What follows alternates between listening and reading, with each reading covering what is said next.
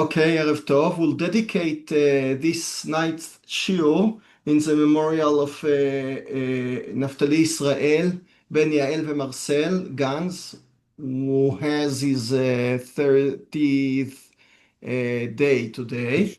Okay, Sure. so we'll commemorate we'll do it for him. Okay, we have just a second, let's share it.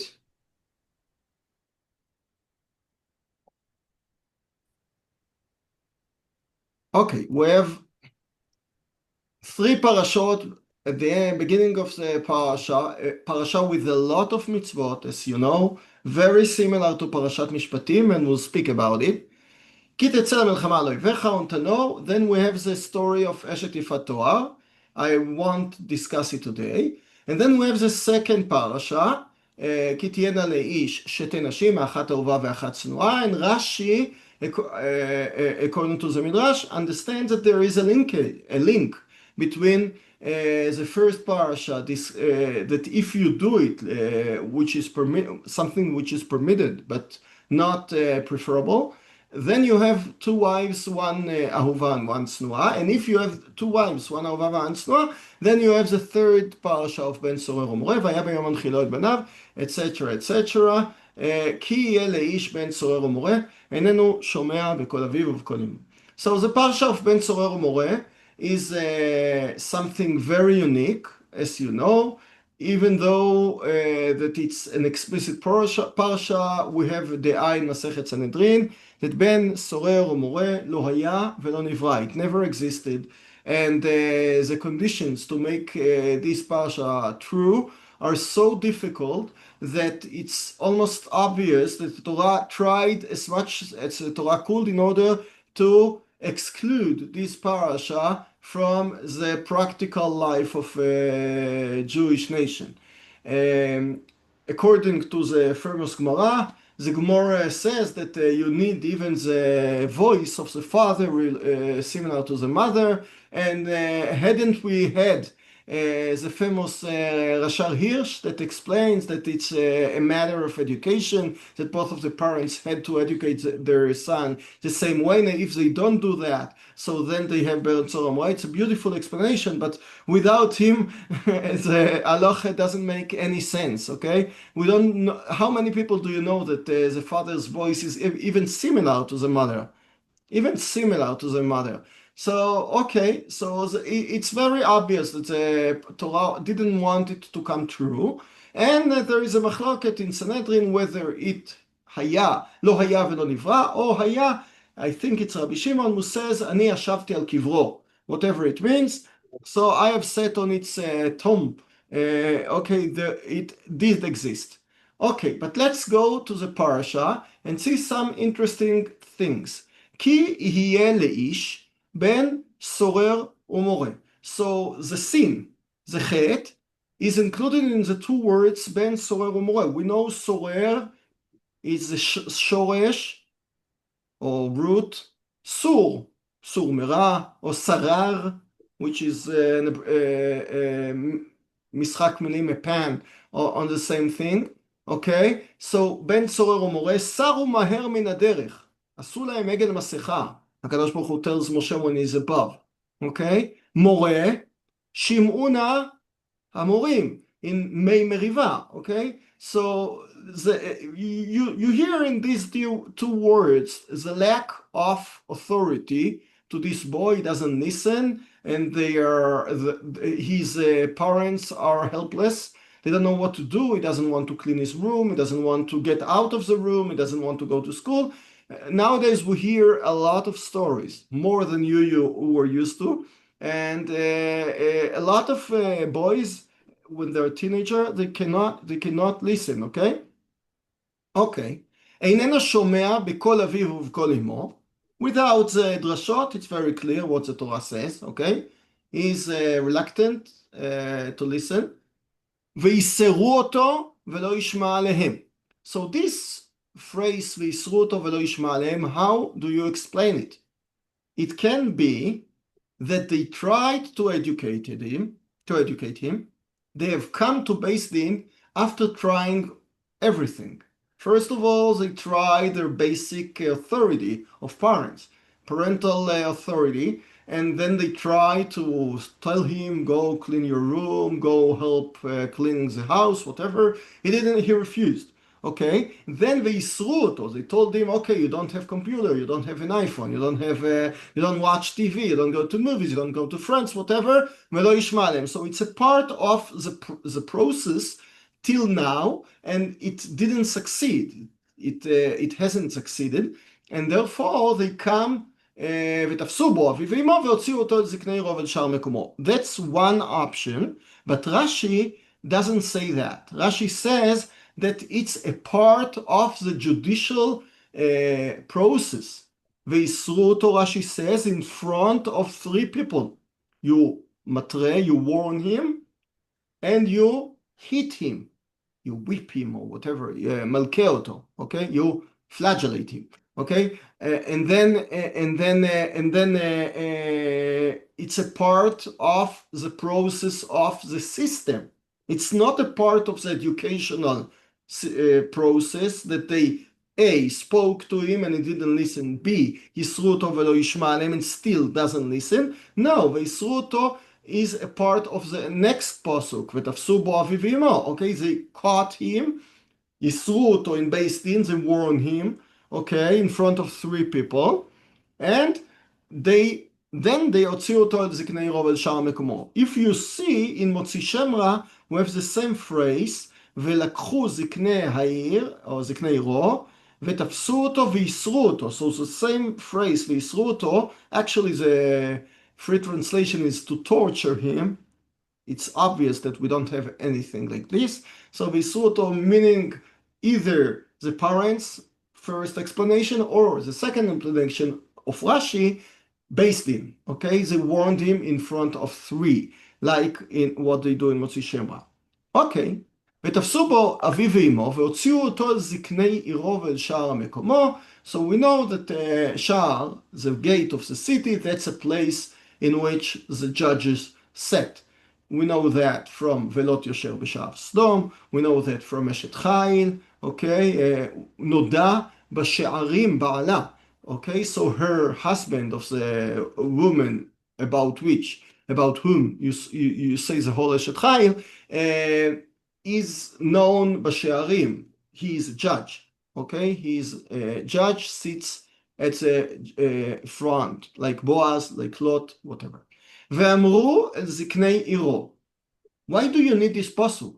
It's very clear that if they bring their son to the Beis Din, they don't punish him without being said what he had done, okay? So it's very explicit that you need a testimony. אוקיי? ואמרו אל זקני עירו, בנינו זה סורר ומורה, איננו שומע בקולנו, can be that it's the whole first sentence, כי יהיה לאיש בן סורר ומורה, איננו שומע בקול אביו ובקול אמו, and can be that it includes the two parts of the first sentence, בן סורר ומורה איננו שומע, and ויסרו אותו, according to the first explanation, ולא ישמע עליהם. So, and here we have an additional phrase, זולל ושובע, is a fraser, eats a lot, drinks a lot, and according to the Gemara gives it כמות, a quantity, תרתימר בשר, לוג יין, whatever. Okay, so he's hedonist, he's nihilist, he doesn't have any values. Not only that he doesn't listen because he's reluctant to do anything, but he has some teenager super extreme non-values, okay, that he eats and drinks. But the question is, again, why do you need this testimony? It's very clear that what this testimony is used for is not just to say what he had done, because then they didn't have to write it down in the Parsha. In anything brought to the Dayanim, they have to know what's going on, okay? They have the prosecutor and they have the Sanegor, and they know two sides of the nidon. Okay, so what's going on here, it's clear that this pasuk is the transition from parental education to society education. We have tried our best as as parents, both parents. We tried to educate him, we tried to talk to him, we tried to isruto, didn't help. Now we talk about the society. It's your own duty to try to do anything. The judges can see a lot, as you know, a lot of times, and it's missing from the pasuk because we think that they just technically check out whether he was eating a lot and drinking a lot, and then if yes, they execute him. If not, they say no. But no, according to this pasuk, we have a lot of things to check out in Beis Din. Beis Din, as we see a lot of teenagers, sometimes it's a problem of their parents, okay? The parents expect them more than they need, expect them less than they need. They don't know how to talk to them, they don't honor them. A lot of reasons why they don't relate to the parents. So it might be that it's the kids is not the kid is not responsible. The Beis Din will find out and say, with this father, with this mother, or with both of them, okay, I would do the same. So Beis Din exempt him from punishment once he sees that it's not true. בנינו זה סורר ומורה, איננו שומע בקולנו. Once it's true that it's his own guilt, okay. But if it's not the kid's guilt, maybe the parents are not okay. Maybe he's what we call nowadays a big soul. He's such a big soul that they cannot control him. You have to send him to one of the hills in Yehuda v'Shomron, okay, to be a shepherd or to be a agricultural person, and then he'll have the open space for himself. Sometimes it helps, they are very wild kids. And when you send them to do a lot of things, to take responsibility for themselves, sometimes, I'm not talking politically, if it's correct or not, or if it's dangerous or not, but sometimes they really, kids at the age of 16, because of them, they hold big area, big territory in Yehuda v'Shomron, okay? So maybe Beis Din will check out whether this one is too much for the parents, okay? Or afterwards, he'll find out that yes, the parents are fine, and the kid is not neshama gdola, he's neshama me'od me'od ktana, and therefore he has to be executed. Urgamu kol anshei. Wait a minute. Pardon? Where do we see that the Beis Din is checking out the parents? No. Where do we see? Yeah, I'm saying that parental responsibility is ignored here, and he's not 16 years old. He's still a kid. He's still a kid. He just had his bar mitzvah, maybe, or not even yet, which is he 13 yet, or is he still 12? He is 13. He's 13. Yeah, but you're right. He's not 16. He's 13. Okay. He's not 16. He's 13. Yeah. He's 13. He's a kid. He's a kid. And Rashi points out what Zolel v'Sovei is. Yeah, okay. But where does it say what the Beis Din's criterion is here for anything? No. So according to what you have learned and what you know from Gemara Sanhedrin and Rashi, it's a din. It's as we say, how do you say it? Kazoist. It's a din that you have at night, a condition. On this case, if you have found such a wild kid at the age of 13, which is so wild, and we know Nidon al Shem Sofo, and we know that there is no future for this boy, okay, we kill him. It's a very distinctive case, Beseder, okay? But I'm saying... But that's the parent says he's a wild. If he runs around acting like a Michigan, there's no place here where it says that they should take care of it themselves. The Beis Din doesn't do anything. They're waiting for the parents to come. Exactly. So that's exactly what I'm saying, that you must, I don't say must, but I want to say that you fill out in this pasuk that Beis Din doesn't just hear the version of the parents and check out whether he came to the quantity of the Umoreh of Tartimar Basar. And if yes, yes, and if not, say, okay, you have a wild child, but he doesn't meet the criteria, okay, as we say in Hebrew, kol abasa, came to the parents. He didn't meet the criteria, so you'll have to handle him. You won't kill him, because it sounds a very, very weird parasha, okay? Even with Chazal, even with saying that one, according to one Tana, it never existed, but it doesn't make any sense, okay? We see parents from their side that they're helpless. They cannot carry on raising him anymore.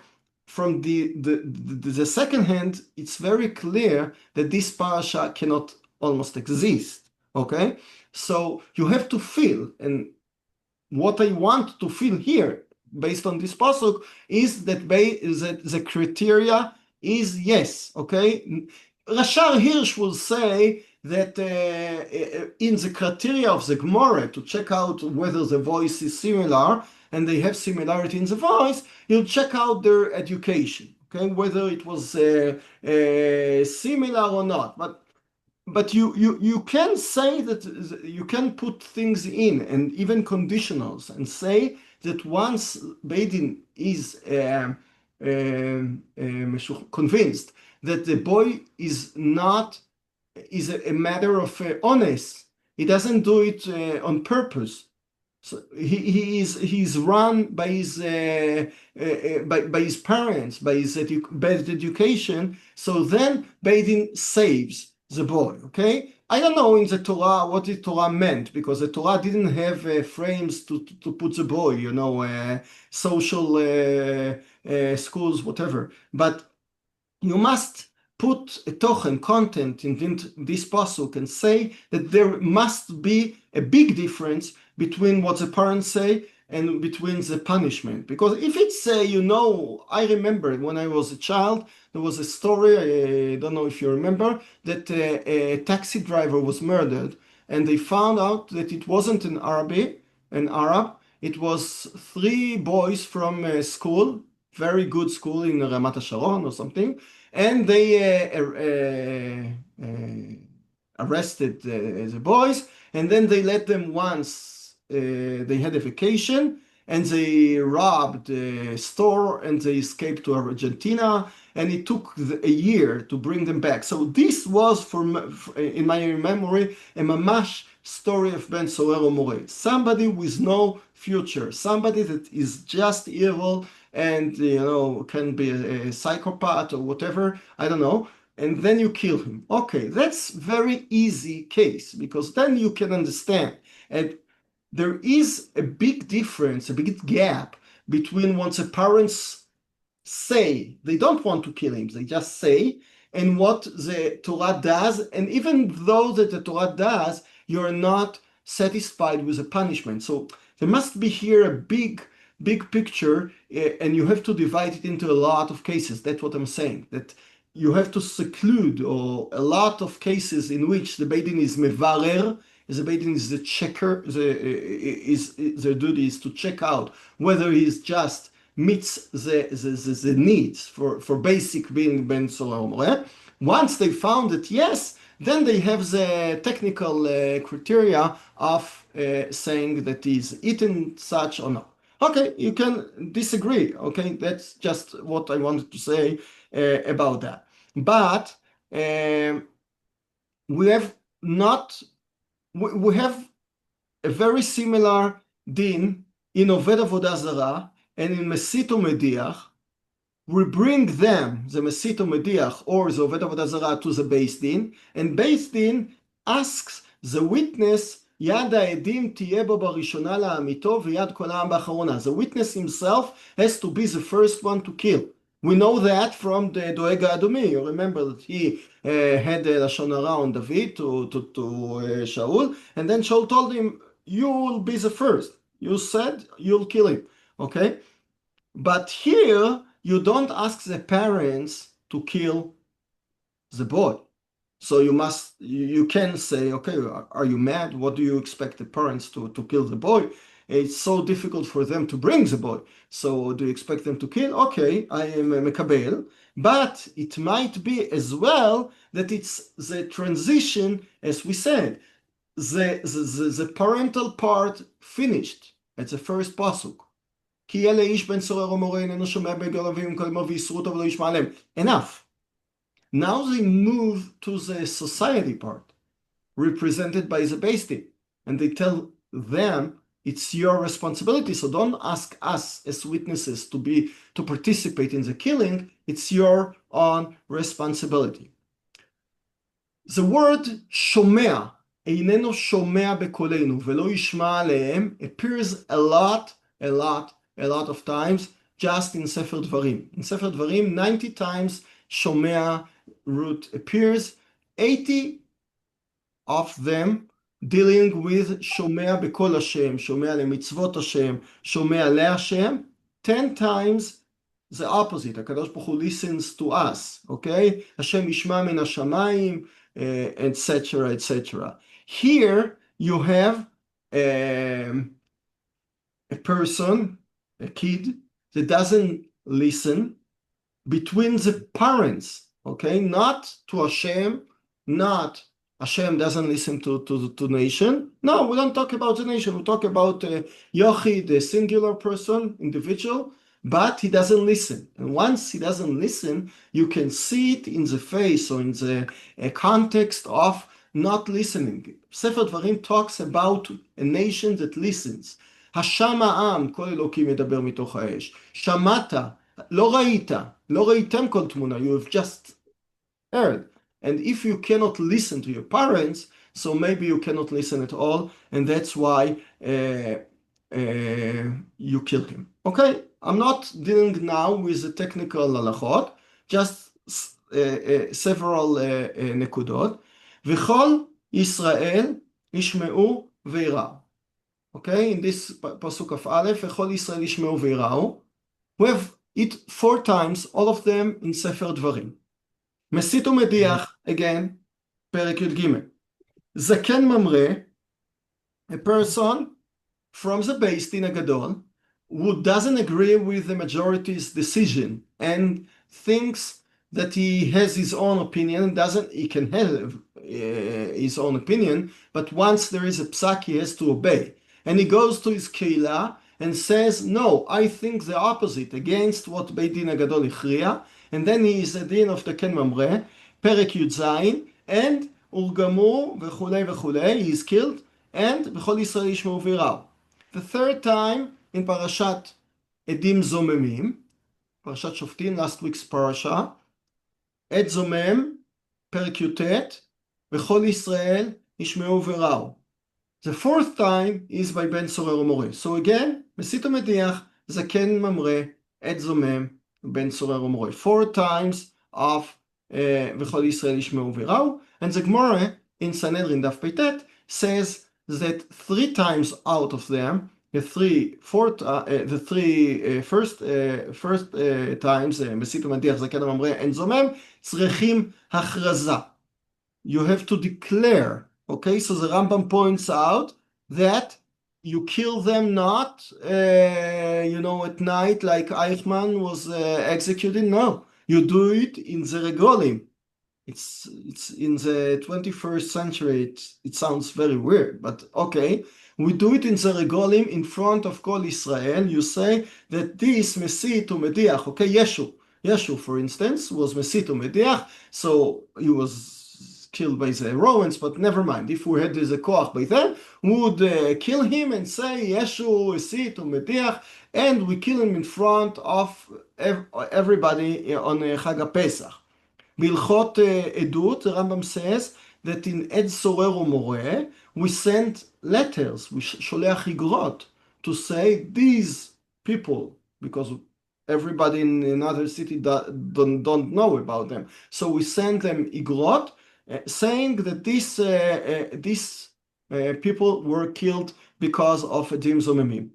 The Rashab here says something very interesting. You know that if you learn criminal law, the first shiur, the first lecture in criminal law, in every school of law, they have a discussion, why do we punish? What based in our criminal system?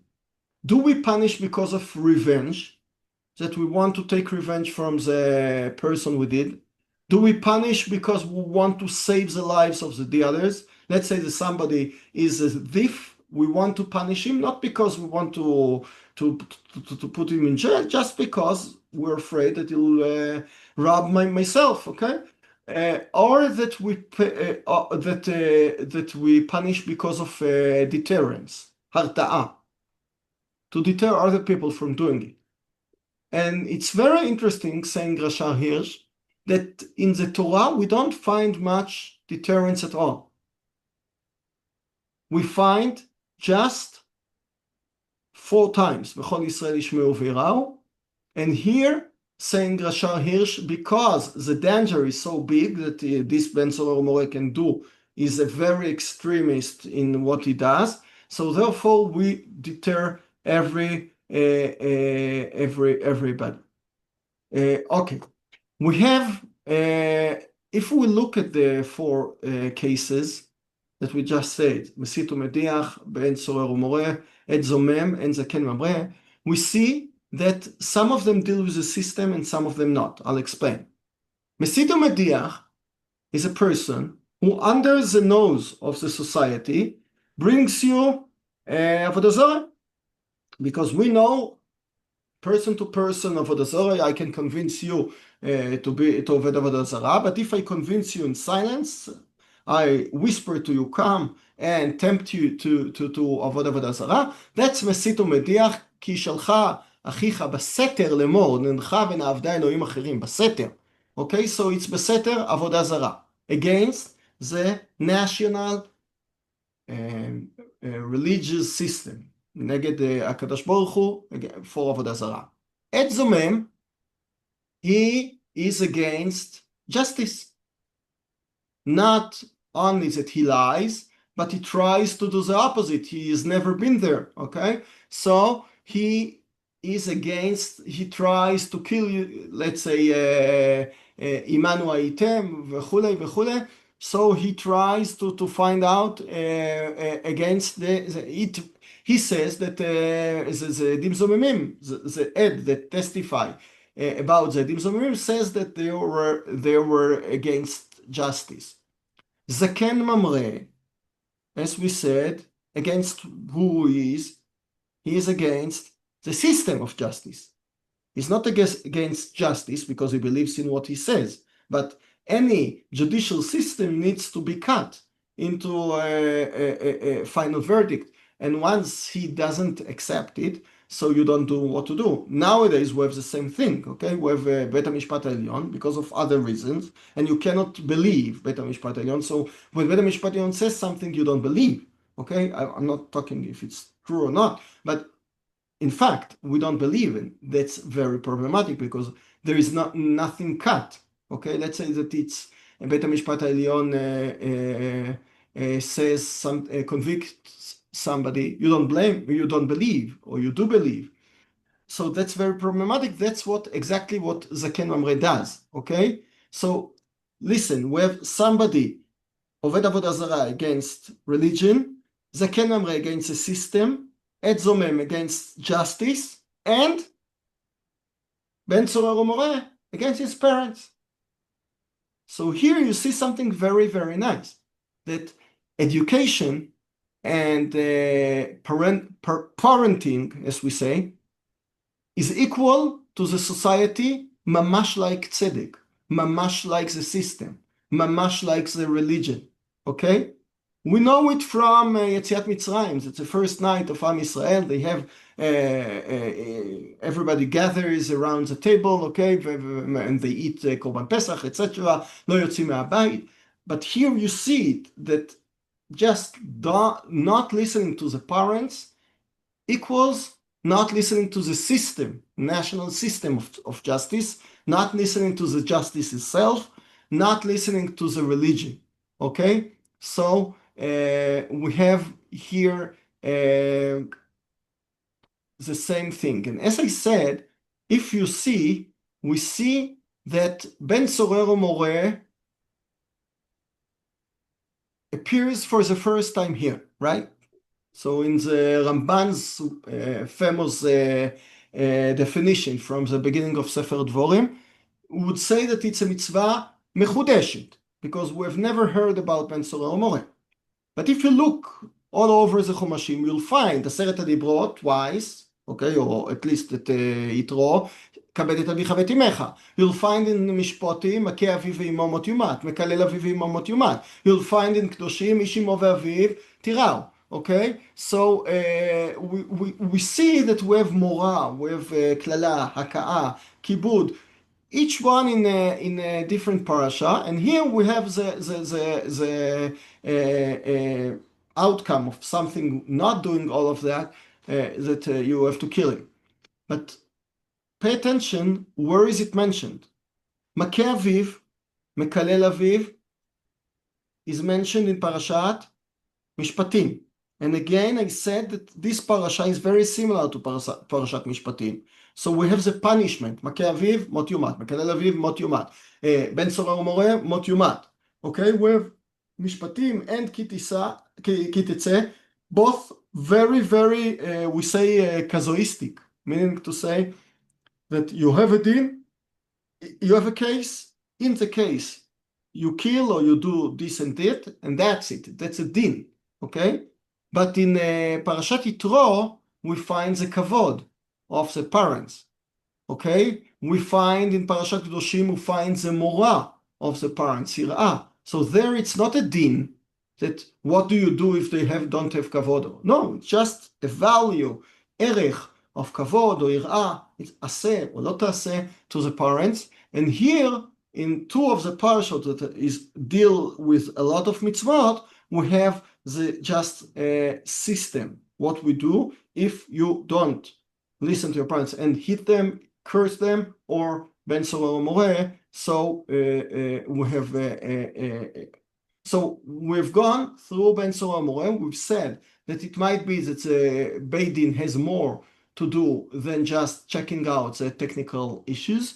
And we explained that ben sorer umoreh symbolizes not listening to the parents, which is a very big failure in society, exactly like not listening to the justice, not honoring the justice, not honoring the system of justice.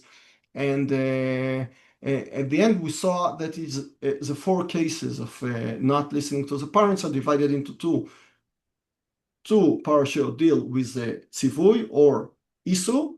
Two parashot deal with the specific case in which you kill because not listen, hit, curse, etc. Laila Tov. Wait, there's one difference between them, and maybe it's because we're talking about Jewish parents and that the Gemara does say, as I recall, I was surprised, but it does say that the parents, after he has a death sentence on him, they can forgive him. It's in the Gemara. Yeah, true. They can forgive him. No, they're good Jewish parents. What Jewish parents wants to do that? Come on. So basically, it's to put the fear in him, and that would be a good lesson for him that way. I mean, it could have been all set up. You say like the conquering Gaza, that it's just a conquering floor making the deal and releasing the hostages. So the same thing happens, it's just a big fake. Parshia, לא היה ולא נברא, just existed to educate. Very nice. Yeah, it's a nice. Laila Tov. Okay. Thank you. Regards. Very good. Would they need edim? The parents? No, they are good. the edim. A woman gives edut? No, it's just unique. It's unique. Yeah, it's unique, but yes, sometimes it's several things. Yeah, like Musa, okay, several things. Yeah. Laila Tov. Very good. Laila Tov. Very nice.